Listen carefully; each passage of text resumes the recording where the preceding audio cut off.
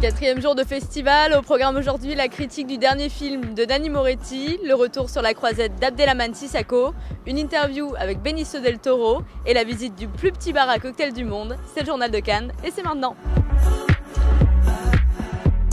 Le film du jour, c'est celui d'un habitué de la croisette, Nanni Moretti. L'Italien présente ici Mia Madre. On voit tout de suite ce que nos critiques en ont pensé. 20 ans après, Nanni Moretti continue à écrire son journal intime. Après la chambre du fils, voici donc la chambre de la mère. Il écrit peut-être le chapitre le plus grave, le plus émouvant. C'est un film sur l'amour filial. Celui sur la mort de sa mère. On a toutes les qualités, la tendresse, la sensibilité. Si j'aime beaucoup le film, j'aurais vraiment aimé voir Moretti au chevet de sa mère. Nanni Moretti s'est donné le beau rôle, celui du fils aimant, attentionné. Contrairement à Bemus Papam, Mia Madre est beaucoup moins bavard. C'est un film très émouvant, très poignant. C'est un film plein de larmes. Il faudrait que le jury ait un cœur de pierre pour ne pas l'aimer. Qui procurera des larmes à tout spectateur normalement, et surtout spectatrice normalement constituée. L'année dernière, son film Timbuktu avait été ovationné par la critique et désavoué par le jury. Un an après, Abdelrahmane Sissako revient sur la croisette et reçoit enfin les honneurs qui lui sont dus à Cannes. C'est France Culture qui lui décerne le prix du cinéma. On voit tout de suite sa réaction. Revenir à Cannes, je dirais ça fait du bien. Ça fait du bien de toutes les façons pour un cinéaste. Être à Cannes, c'est l'endroit où on a envie d'être. Et quand on a eu un film ici, comme vous dites, qui a été accueilli par la presse en tout cas et le public, ça fait plaisir de revenir et de savoir que le film reste vivant dans le cœur des gens. Je me rappelle, et ça m'avait beaucoup touché, la phrase du Figaro, la Palme d'Or du Figaro, et ça c'était quelque chose qui nous a vraiment fait plaisir. Donc je suis très heureux d'être là de nouveau. Il a été membre du jury, il présente cette année pas moins de 3 films. Benicio del Toro est un habitué de la croisette et pourtant l'exercice lui plaît toujours autant. Regardez.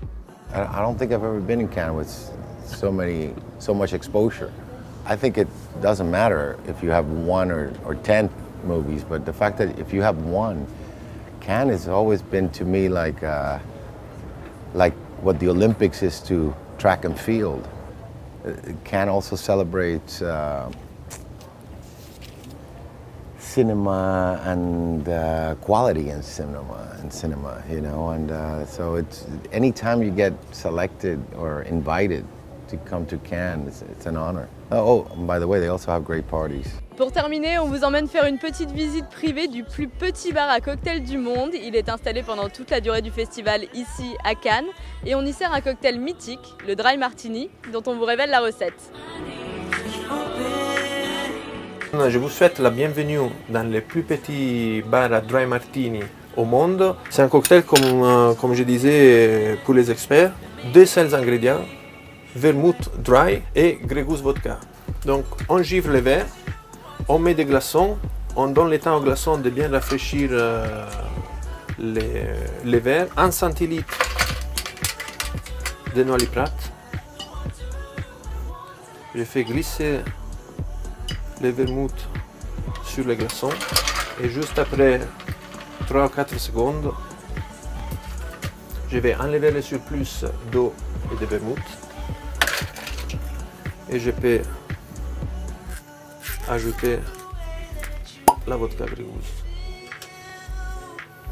J'utilise toujours un verre doseur, mais il y a un 3e ingrédient qui est très important dans l'élaboration de chaque cocktail et c'est le glaçon. Toute dernière question par rapport aux préférences de la clientèle, c'est la garniture, la décoration, qui est bien évidemment une décoration esthétique, mais qui rentre aussi en jeu dans la dégustation du cocktail.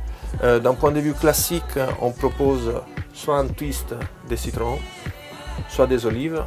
Personnellement, je préfère mon Grey Goose Dry Martini avec des olives. Désolé, et voici votre Grey Goose Dry Martini.